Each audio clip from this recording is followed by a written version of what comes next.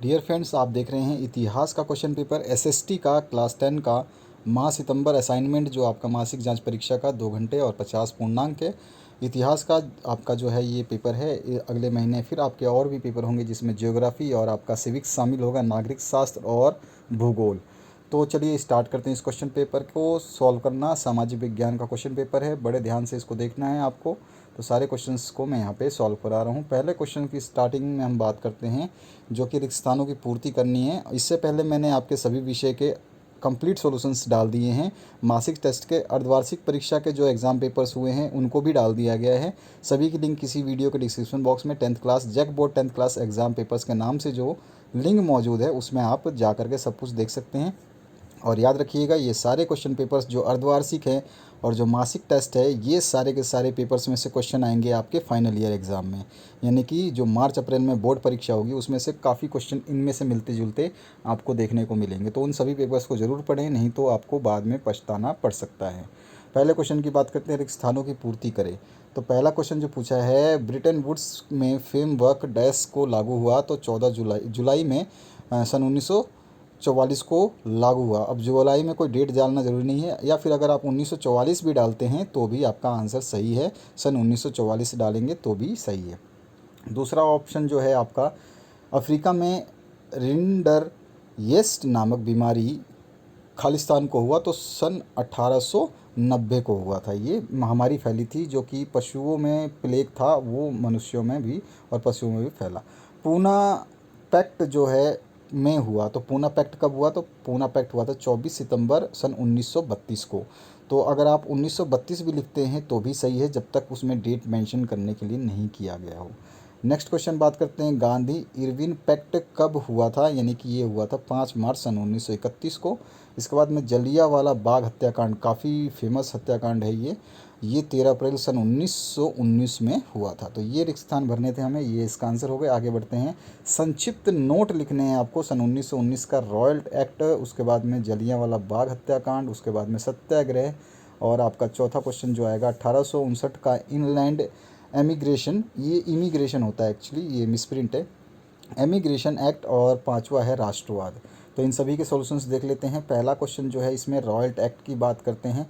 तो देखिए, ये सारे क्वेश्चंस जो हैं अभी आपके ये 2-2 नंबर के हैं, ठीक है। तो 2-2 नंबर के हिसाब से आपको 4 से 5 लाइनें लिखनी होती हैं। तो मैंने कम से कम 7-8 लाइनें लिखी, ताकि आप अगर कुछ भूलें तो आपको याद रह पाए। तो यहाँ पर जो है इसका आंसर है रॉयल एक्ट का।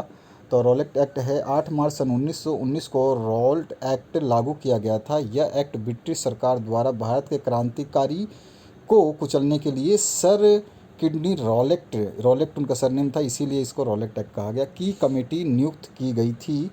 और रॉलेट एक्ट को काला कानून भी कहा जाता है। इसको ब्रिटिश सरकार ने भारत के लोगों को कुचलने के लिए बनाया था।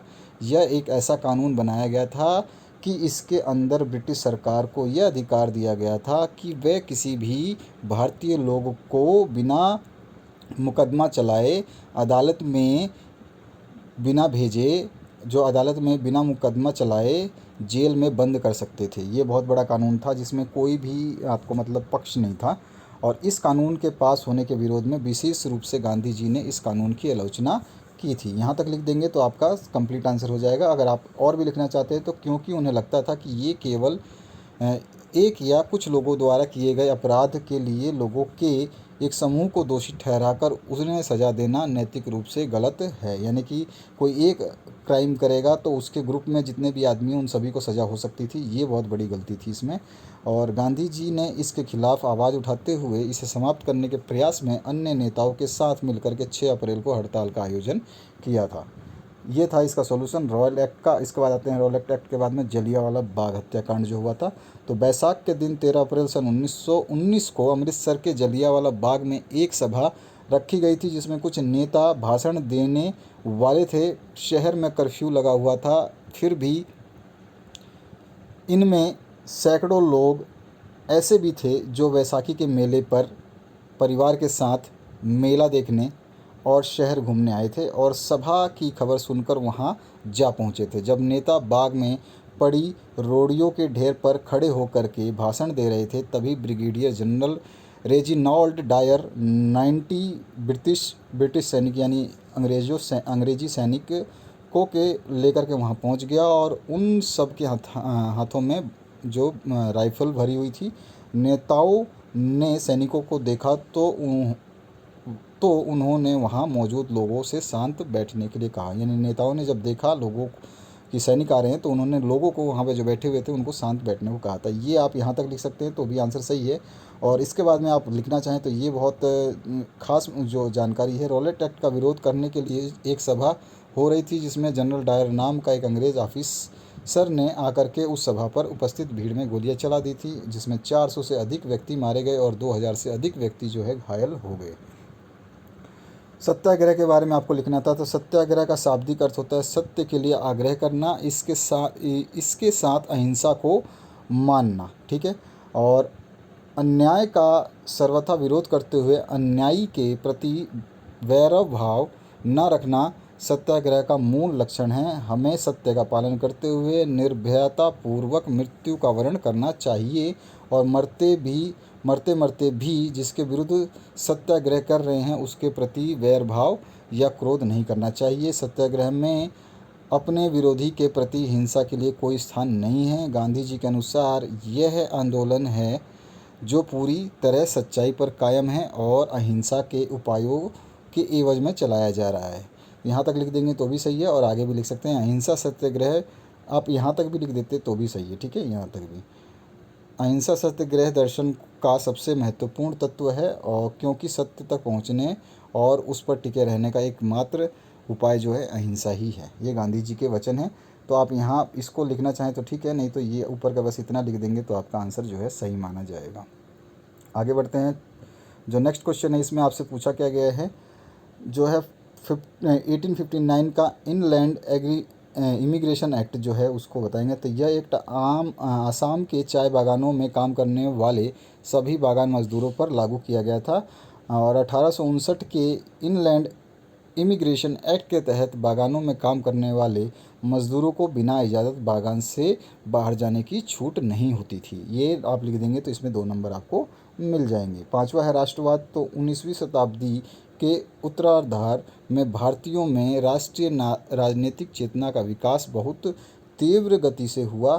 फलस्वरूप भारत में एक संगठित राष्ट्रीय आंदोलन का सूत्रपात हुआ और भारतीय राष्ट्रवाद कुछ सीमा तक उपनिवेशवाद की नीतियों तथा उन नीतियों से उत्पन्न भारतीय प्रतिक्रिया के परिणाम स्वरूप ही उभरा था।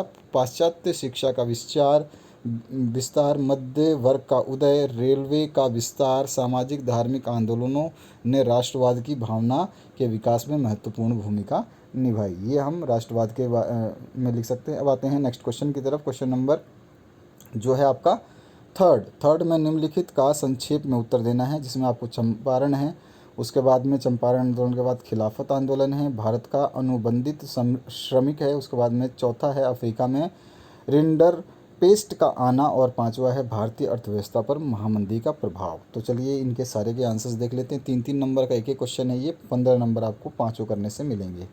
तो यहाँ पर जो पहला है चंपारण, यहाँ पर जो है ये मिस्टेक से यहाँ पे चंपारण लिखना था, तो ये चंपारण नहीं है, चंपारण आपको यहाँ से लिख लेना है। ठीक है, चंपारण आंदोलन। तो चंपारण आंदोलन मूल तौर पर नील की खेती करने वाले किसानों के शोषण के खिलाफ था। ठीक है, इसके बाद आते हैं नेक्स्ट जो है, इसमें आपका क्या पूछा गया। नील एक रंजक पदार्थ है जिसका प्रयोग वस्त्र उद्योग में डाई के लिए किया जाता था।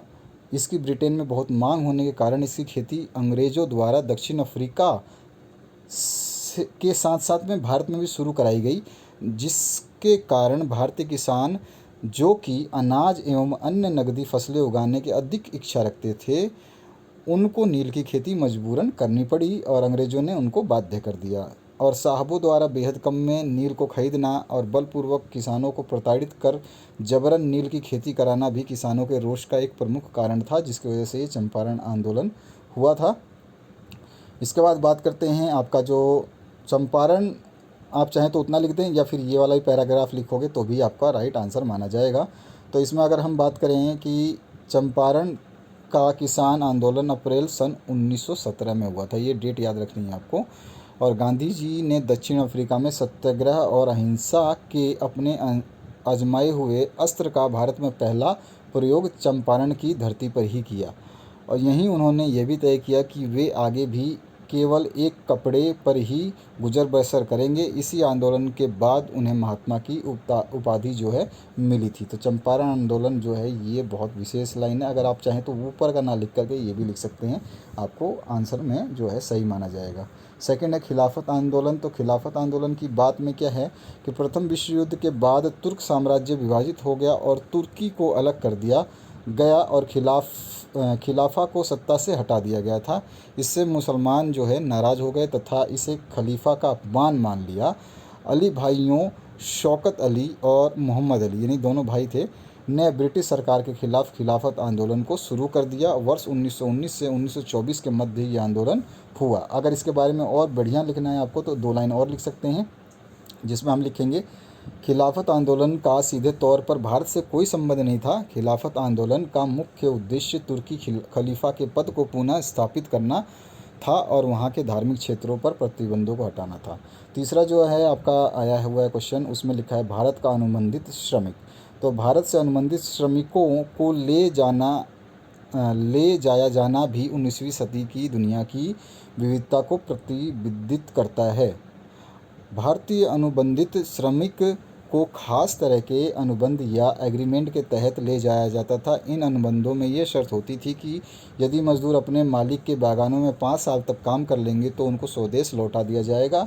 और भारत से ज़्यादातर अनुबंधित मजदूर जो है पूर्वी उत्तर प्रदेश, बिहार, मध्य भारत और तमिलनाडु के सूखे इलाकों से जाते थे। भारतीय अनुबंधित श्रमिकों को मुख्य रूप से कैरिबियाई महाद्वीपों में जैसे कि त्रिनादाद है, गुयाना है या सूरीनाम है, ये मॉरिशस और फिजी ले जाया जाता था। ठीक है, तो ये जो थी ये श्रमिकों के बारे में थी और इस प्रणाली को 25 अक्टूबर सन 1975 से संपूर्ण देश से ख़त्म कर दिया गया था।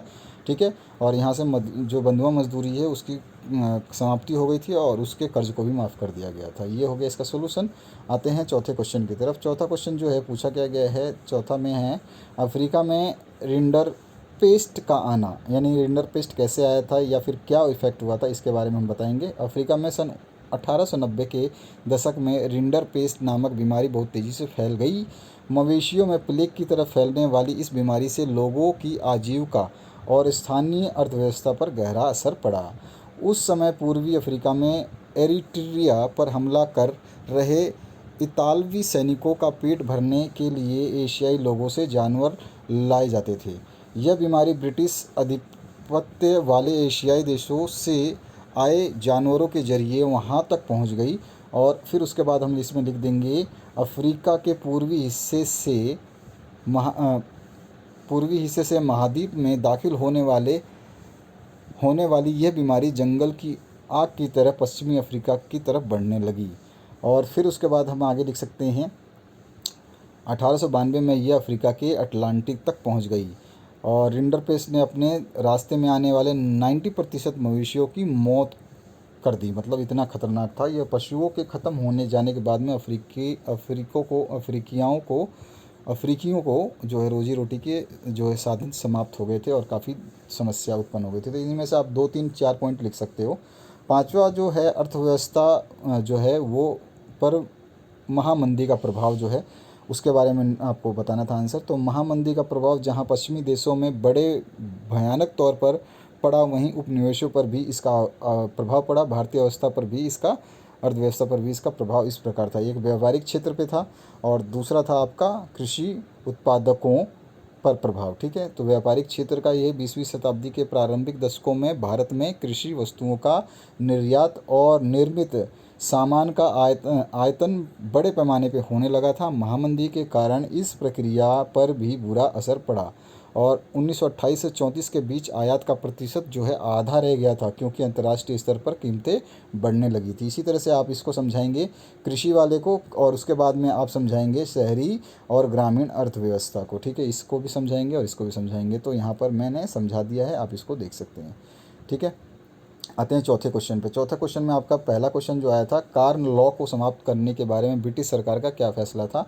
तो ये पार्लियामेंट में सन 19वीं शताब्दी में जो कानून अपने भूस्वामियों के हितों की रक्षा के लिए पास किए उन्हें कार लॉ कहा गया। यानी ब्रिटिश पार्लियामेंट ने एक लॉ पास किया गया था, वो किसके लिए किया था, जो वहाँ के भूस्वामी हैं, जो वहाँ के ज़मींदार टाइप हैं, उनको, उनके लिए, उनके हितों के लिए, यानी उनके बचाव के लिए, उनका पेट भरने के लिए, उनकी कमाई के लिए, तो उसको कार लॉ कहा गया था।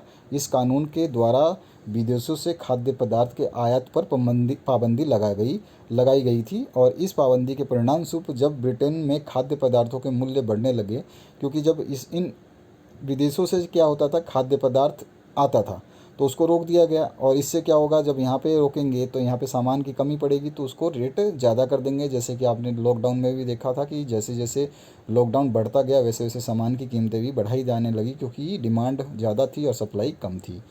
तो यहाँ पर इस तरह से हाहाकार मच गया और विवश होकर के जो सरकार है, ब्रिटिश पार्लियामेंट, उसने इस कानून को हटा दिया। इन कानून को हटाने से महत्वपूर्ण प्रभाव भी पड़े, जिनको आपको जानना ज़रूरी है, क्योंकि ये क्वेश्चन आ सकता है। इसमें आपका खाद्य सामग्री सस्ती हो गई, जिससे साधारण और गरीब जनता खूब लाभ हुआ, क्योंकि खाद्य सामग्री महंगी हो गई थी, फिर आयात होने लगा, यानी कि सामान बाहर से मंगाने लग गए तो सस्ती हो गई, और साधारण गरीब जनता को थोड़ा सा लाभ होना शुरू हो गया। जब बाहर से खाद्य पदार्थ सस्ते दामों में इंग्लैंड आने लगा तो वहाँ के भूस्वामी बर्बाद हो गए, यानी जिनके लिए कानून बनाया गया था वही बर्बाद हो गए। बहुत सी भूमि ऊसर हो गई और खेती करने वाले बहुत से किसान बेरोजगार भी हो गए। और घ जो ऑप्शन है इसमें हम लिख देंगे, ऐसे बहुत से ग्रामीण लोग नौकरी की तलाश में शहरों की ओर भागने लगे, जिससे शहरों की हालत भी ख़राब हो गई। तो इस तरह से ये इम्पैक्ट पड़ा, और ये जो था वो हमने कॉर्न लॉ पढ़ा। उसके बाद आते हैं हम नेक्स्ट क्वेश्चन जो है इसका, ब्रिटेन वुड्स समझौते का क्या अर्थ है ये आपको बताना है। तो द्वितीय विश्व युद्ध के पश्चात विश्व के औद्योगिक राष्ट्र के सामने विश्व अर्थव्यवस्था को स्थिरता प्रदान करने की एक चुनौती थी। इस चुनौती के लिए जुलाई सन 1944 में अमेरिका के न्यू हैम्पशायर के ब्रिटेन वुड्स में एक सम्मेलन का आयोजन किया गया, और सदस्य देशों के विदेशी व्यापार में लाभ और घाटे से निपटने के लिए ब्रिटेन वुड्स सम्मेलन में ही अंतर्राष्ट्रीय मुद्रा कोष की स्थापना की गई, और युद्धोत्तर यानी युद्ध के बाद में पूर्ण निर्माण के लिए पैसे का प्रबंध करने के लिए अंतर्राष्ट्रीय पूर्ण निर्माण एवं विकास बैंक, यानी कि जिसको विश्व बैंक के नाम से आज जाना जाता है, उसका गठन किया गया। ठीक है, ये युद्ध के दौरान जैसे मतलब क्या हुआ था ये आपको बताने के लिए बताया। अब इसमें आगे देखिए, इसमें आगे क्या है कि इसी कारण से विश्व बैंक के IMF को ब्रिटेन वुड्स संस्थान व्यवस्था या ब्रिटेन वुड्स ट्विन भी कहा जाता है। इसी आधार पर युद्धोत्तर अंतर्राष्ट्रीय आर्थिक व्यवस्था को अक्सर ब्रिटेन वुड्स व्यवस्था भी कहा जाता है। तो ये ब्रिटेन वुड्स व्यवस्था के बारे में हमने समझा दिया। और इसके बाद आते हैं हम, आपका जो है नमक सत्याग्रह या दांडी मार्च क्या था। तो दांडी मार्च को नमक मार्च या दांडी सत्याग्रह के रूप में इतिहास में जगह मिली है। साल सन 1930 में अंग्रेज़ सरकार ने जब नमक पर कर लगाया था तो महात्मा गांधी ने इस कानून के खिलाफ आंदोलन छेड़ दिया। ये ऐतिहासिक सत्याग्रह गांधी समेत 78 लोगों, ये बहुत स्पेशल है, 78 लिखोगे तो बहुत नंबर अच्छे मिलेंगे, क्योंकि समझ जाएगा एग्जामिनर कि आपने पढ़ा है। तो 78 लोगों के द्वारा अहमदाबाद के साबरमती आश्रम से समुद्र तट गांव दांडी तक पैदल यात्रा है, जो कि लगभग 390 किलोमीटर की थी, उतनी की। और 6 अप्रैल को दांडी पहुँचे और उन्होंने समुद्र का पानी जो है उबाल करके नमक बनाया और नमक कानून का उल्लंघन किया। नमक सत्याग्रह का नेतृत्व जो है गांधी जी ने किया था। इसके बाद आते हैं असहयोग आंदोलन क्या था और यह किन शर्तों पर चलाया गया था। तो असहयोग आंदोलन जो है कलकत्ता अधिनिवेशन में गांधी जी ने प्रस्ताव पेश करते हुए कहा कि अंग्रेजी सरकार शैतान है। एक कलकत्ता में अधिवेशन हुआ था, उसमें जो चर्चा की गई थी कि ये असहयोग आंदोलन क्या है, अभी पता चल जाएगा आपको। उसके जो अंग्रेज़ की नीतियां हैं ना, उनको बहिष्कार करने के लिए किया गया था, जिसके साथ सहयोग संभव नहीं है। गांधी जी ने बोला कि ये अंग्रेज़ जो है शैतान है, मक्कार है, इनके साथ सहयोग नहीं कर सकते हैं। अंग्रेज़ सरकार को अपनी भूलों पर कोई दुख नहीं है, अतः हम कैसे स्वीकार कर सकते हैं कि नवीन व्यवस्थापिकाएं हमारे स्वराज का मार्ग प्रशस्त करेंगे। यानी कि अंग्रेज़ जो चीज़ बोल रहे थे कि हम क्या करेंगे कि आपके लिए अच्छा करेंगे, लेकिन अंग्रेज़ तो धूर्त थे। तो ये गांधी जी ने उनको समझाया, और स्वराज की प्राप्ति के लिए हमारे द्वारा प्रगतिशील अहिंसात्मक असहयोग की नीति अपनाई जानी चाहिए।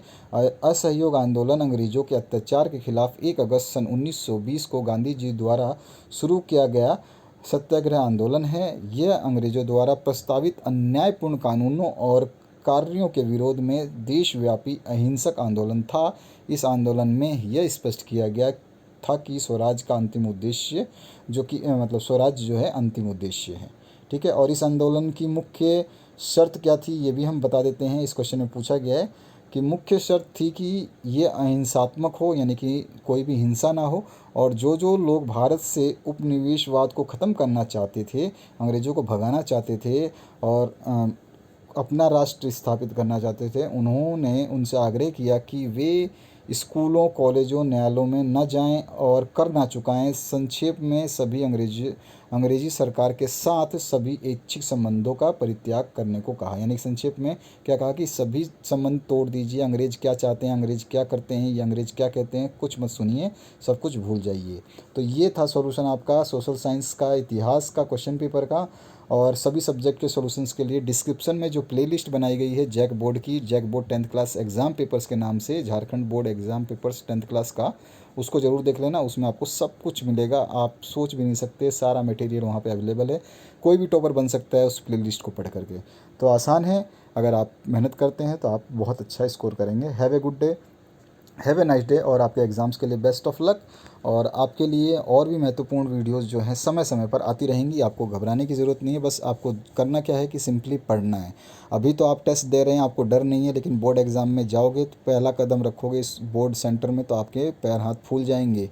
तो ध्यान रखना है आपको और आसानी से इन चीज़ों को पढ़ लेना है, तैयार करना है। इसीलिए सॉल्यूशन दे रहा हूँ ताकि आप लोग शांति से इन चीज़ों को पढ़ें। अगर इसमें से आप 2-4 लाइन भूल जाते हैं, याद नहीं रहती, मत याद करिए, उसको काट दीजिए, उसको नहीं पढ़िए।